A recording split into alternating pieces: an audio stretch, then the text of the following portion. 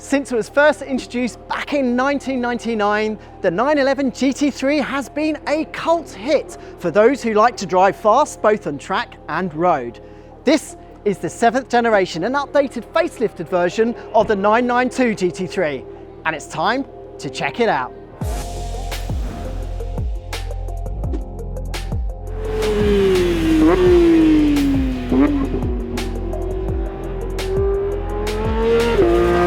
So for the 992.2 series GT3, well, Porsche has done a lot of work to change the aerodynamics of this car, and it begins with this front bumper. It's got more of an edgier look and less of a tapered look to the last car, and that's partly because Porsche has introduced these matrix LED headlamps, and that's removed the need for the old strip, which means they're able to open up the front bumper for better air intake for cooling things like the brakes. There's also been other changes. There's a new splitter just underneath there as well. The air bending continues along the side of the car. Well, not actually on top of the car, but underneath, and that's because aerodynamicists have added new blades and spoilers to basically ensure the air travels more efficiently underneath the car, and that even includes changing some suspension components for those which have a more efficient teardrop shape.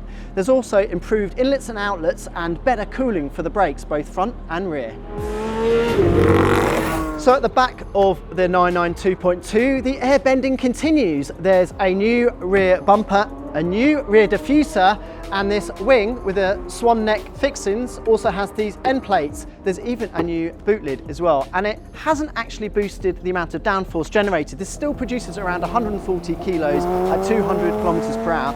But Porsche says it's just all balanced nicely to make the car more controllable at the limit. For the first time on the 911 GT3, you also get the option of a Weissach pack.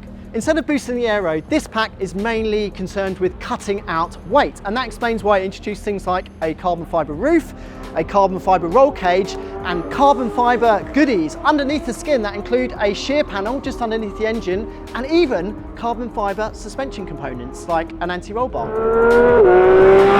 For the first time on the GT3, you also get the option of a set of seriously expensive magnesium alloy wheels that are lifted from the 911 ST. Now these save around 11.1 kilos of weight, but the idea of curbing them just gives me the heebie-jeebies.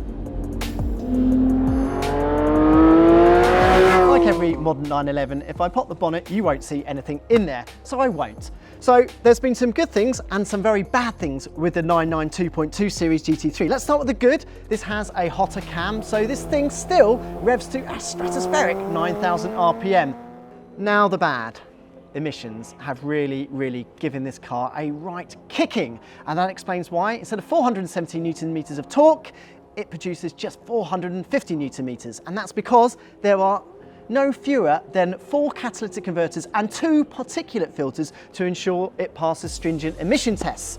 But Porsche has a solution, because instead of making this car slower, it's just as quick as the car it replaces. So that means the PDK version takes 3.4 seconds to hit 100, and the manual takes 3.9 seconds. And that is because engineers have given this car these shorter gear ratios from the 911 ST. That also means that top speed has also dropped off by around 7 kilometers per hour, but 311 kilometers per hour, that's enough, isn't it? Inside the 911 GT3, there's been some good and some bad. Let's start with the bad. You now have a fully digital instrument cluster, and the bad thing is it loses the last car's glorious analog rev counter in the middle. But never mind, because Porsche says now you can have full width displays of maps, and there's also 3 nifty displays, including one that pivots the rev counter around to have 9,000 RPM at 12 o'clock. Now, some of the good changes, the good practical changes that happened to the latest 911 include these new bucket seats that have removable headrests. Now, why would you want that? Well, when you're on track, you want to have your crash helmet on, there's more room. Now, the other changes, you also have, look at that, bucket seats that move forward. So in this car, you can get your crash helmet in, but in the Touring, it means you can fit a pair of new rear seats that also have Isofix attachments. So for the first time, you can take your little loved ones along with you.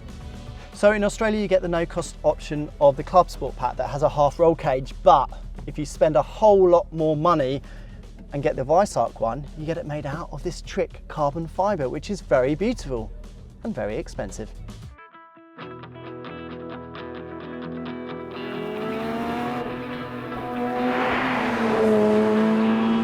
So we have now traded our 911 GT3 winged car for the Touring Pack that is very popular in Australia. Now it's priced exactly the same, $466,700 as the car with the wing, but you get the option of a manual transmission, and it really, really makes for such an added piece of engagement. There's other things worth pointing out at calmer road speeds, and the first thing is this gets the same steering rack now as the 911 ST, and it is so precise and fluid and linear, and it's also got this really clever piece of software that basically alters the steering to ensure it's consistent all the time. Even when the steering rack itself is a little bit worn or the tyres are too hot, it still delivers this precise, clean setup, which means that this car should drive as well as it does now, as it will do in 100,000 kilometres time, which is quite remarkable. By the way, still revs to 9,000 RPM, which is far too fast for Australian roads. The number of detail changes to the 992.2 GT3 over the one that precedes are quite remarkable, especially in the chassis department. We've already mentioned the new steering rack from the ST, but this also gets this new suspension system that has a different rebound sort of damper and secondary spring at the top. And what it does is it adds a little bit of extra travel and makes this car, well, so much more comfortable than before. I mean, at slow speeds it's still pretty jittery, but up the speed, and this thing is, well, just absolutely remarkable. It's remarkable how it just deflects these really big bumps along this poorly surfaced roads, and that bodes well for when it arrives in Australia. We also love the explosive acceleration from the 911 ST's shorter gear ratios that have been shortened by around 8%. But it does come with a bit of a drawback. At 100 kilometers per hour, the engine is spinning just under 3,000 RPM. And at 120, we're not doing this on public roads, of course. Another thing we enjoy about the new 911 GT3 is the gear ratios that have been lifted from the ST, which are around 8% shorter. But of course there is a little bit of a drawback. At higher speeds, it does get a little bit buzzy, making you feel like there should kind of be a 7th gear. Other sacrifices of the GT3, and I don't think they're sacrifices considering what this thing can do over a challenging stretch of road or fast track, is there is quite a lot of transmission whine, and there seems to be a lot of extra noise coming in, things like road noise, tyres, and that's part of the reason is, as part of the diet this car has gone on, well, they did junk quite a lot of the sound deadening, but you know what, for this sort of car, I think people will find it very acceptable indeed. This car also comes with the light bow package of weight-saving measures. And what are they, you may ask? Well, they are $72,000 of weight saving, which is obscene. But it includes things like the carbon fibre shear panel, it's got an anti-roll bar and lower suspension arms made of composites to save some kilos. It's got a carbon fibre roof. But the most expensive part of the package are the wheels, because it borrows the magnesium ST wheels, and I'm trying not to think about them right now because the idea of curbing them is, well, it would just be heartbreaking. It would be worth more than my life. Finally, another thing that has been introduced by the 992.2 GT3 range, which is rather wonderful, is you can finally order from the factory a pair of rear seats that also comes with Isofix fittings, and many owners have been crying out for it to such an extent that they've actually gone to aftermarket suppliers. So Porsche is now cashing in and will make it factory fit. Better still, it's a no-cost option. Because Porsche now offers the 2 rear pews for kids, it's also interesting to note that you get these completely redesigned carbon fibre bucket seats that have a removable part of the headrest for your crash helmet, which is quite useful. But it also helps you access the back of this car. Like, this car doesn't have any seats fitted, so if you store stuff back there, it makes it a lot more practical. Now, in Australia, you'll get the no-cost option of the Club Sport Pack that basically adds a half cage and also a 6-point harness for those who do track days. I absolutely adore this manual transmission, especially since if you get the light bow kit, you get the short stubby lever. The changes are absolutely superb, and I just love the mechanical feel. You'd be an absolute lunatic to get the PDK over this except if you regularly track day, because the PDK will be so much quicker than the manual. But this is an absolutely icing on the cake for this car, it really is.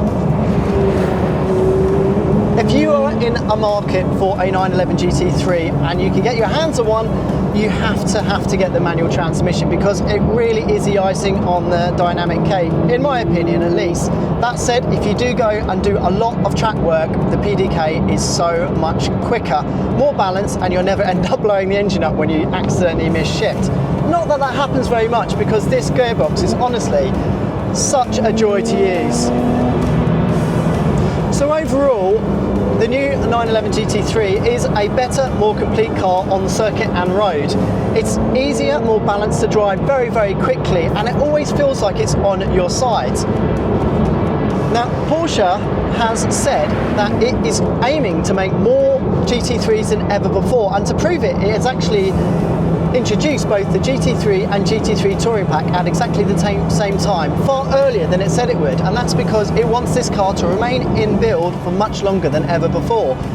But it also says that production will once again be limited by some of the lightweight parts that it has to source. But will there be more supply in Australia? We can only hope so, because this is one of the most engaging cars, well, quite a lot of money can buy.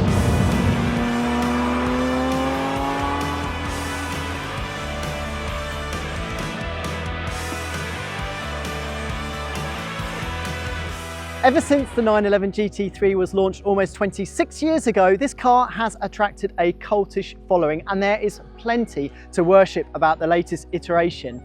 The attention to detail that has been lavished on this car by engineers and designers borders on the practically insane.